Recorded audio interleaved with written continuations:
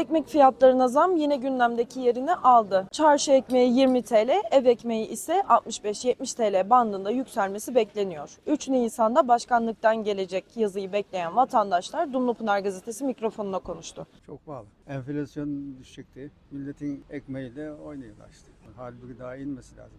Bizim tarım memleketimizin. İşte bu mazot savaştan dolayı pahalandı ya. Onun etkisi herhalde bilmiyoruz yani. Gramajlı önemli. Gramajları Nisan'dan sonra belli belli olunca olacak.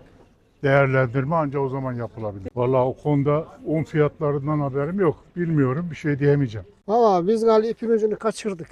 Ne söyleyebilirim ki? 2 gün önce mazota zam yapıyorlar. Bugün gene yapıyorlar. Yarın gene yapacaklar.